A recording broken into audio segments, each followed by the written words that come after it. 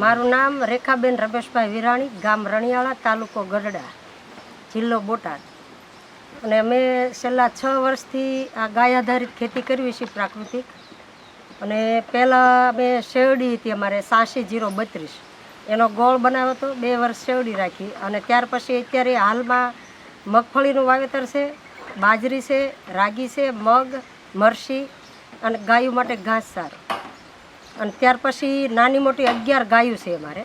અને ગાયોનું અમે મૂલ્યવર્ધન જ કરીએ છીએ. અને સાળંગપુર અમે એનું સેલિંગ કર્યું છે, પણ BAPS મંદિરમાં આપે છે આત્માવાળા.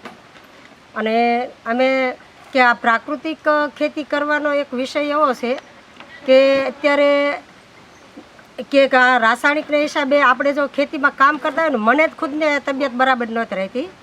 અને કપામાં દવા છાંટેલી હોય ને એ કપામાં એટલે શ્વાસ સડે એવું થાય, આખો દિવસ કામ ન કરીએ કાંઈ, આવા બધા ઘણા પ્રશ્નો થતા હતા.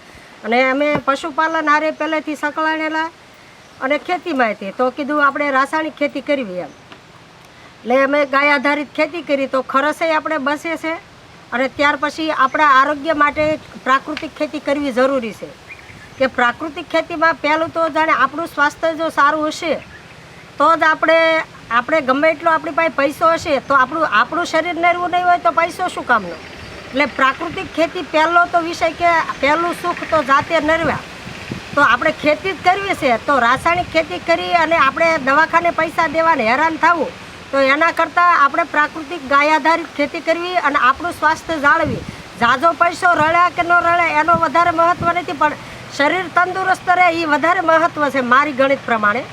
અને આમાં ખર્ચે બસે છે અને ઉત્પાદનમાં એમ વાંધો નથી. 2 વર્ષ થોડુંક આપણને ભી પડતું થાય, પણ પછી આપણી જમીન જ્યારે ફળદ્રુપ બની જાય પછી કોઈ એવો લાંબો પ્રશ્ન રહેતો નથી. અને વ્યવસ્થિત ખેતી થાય અને બધું વ્યવસ્થિત થાય એટલે એમાં ઉત્પાદનમાં કોઈ ઘટાડો રહેતો નથી. આ ગાય આધારિત ખેતીમાં આપણે જાણ પહેલાં તો એક ગાયની સેવા કરી હતી અને ત્યાર પછી આપણે ખેતીમાં ખર્ચા ઓછા થાય અને આપણું આરોગ્ય જળવાય. અને બીજું તે કે એક આપણે પ્રાકૃતિક ખેતી કરો ને એટલે એક આપણે જમીનમાં જે વરસાદી પાણી પડે અને આપણે જે પાણી વરસે અને તરત જ જે દરિયામાં વયું જાય પાણી, અને આ જમીન પ્રાકૃતિક ખેતી થાય ને એટલે 2-3-4 ઇંચ પાણી પડે ને ત્યાં મારી વાડીમાં પાણી જ બહાર નીકળતું. એટલે કે એક આપણે ચેકડેમનું કામ થાય, આપણું સ્થળ અધરે આવે, પાણી પીવા લાયક રહે અને આપણું આરોગ્ય જળવાય, ખર્ચા ઓછા થાય. એટલે પ્રાકૃતિક ખેતી કરવી જરૂરી છે.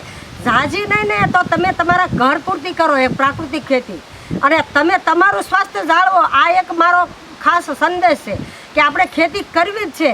તો બીજા સમાજ માટે કદાચ ન કરો તો કાંઈ નહીં, પણ તમે તમારા ઘર માટે વીઘો અડધો વીઘો પણ પ્રાકૃતિક ખેતી કરો અને તમે કરશો ને એટલે તમને આગળ પ્રેરણા તમને જ મળશે કુદરતી.